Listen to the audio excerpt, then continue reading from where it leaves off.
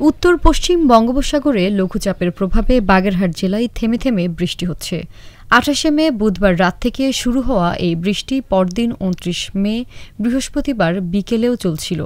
বৃষ্টির সঙ্গে বইছে ঝোড়ো হাওয়াও। লঘুচাপের প্রভাবে এই বৃষ্টিতে জেলার বিভিন্ন নদ নদীর পানি বৃদ্ধি পেয়েছে। জোয়ারের পানিতে বাগেরহাটের পৌরসভার রাহাতের মোড়, পুরাতন বাজার, কাঁচা বাজার, মোরেলগঞ্জ পৌরসভা বাজার, বিভিন্ন সড়ক, মোংলা শহরের বেশিরভাগ এলাকাসহ নিম্নাঞ্চল প্লাবিত হয়েছে। এদিকে মোংলা সমুদ্র বন্দরকে ৩ নম্বর স্থানীয় সতর্ক সংকেত দেখাতে বলা হয়েছে। মোংলা আবহাওয়া অফিস জানায়, লঘুচাপটি আরও ঘনীভূত হওয়ার সম্ভাবনা রয়েছে। এ কারণেই মোংলা সমুদ্র বন্দরকে ৩ নম্বর স্থানীয় সতর্ক সংকেত দেখিয়ে যেতে বলা হয়েছে। আবহাওয়া অফিস আরও জানায়, লঘুচাপের প্রভাবে প্রবল বৃষ্টিপাতের সম্ভাবনা রয়েছে। আগামী ২ দিন পর্যন্ত হালকা থেকে মাঝারি বৃষ্টি অব্যাহত থাকতে পারে।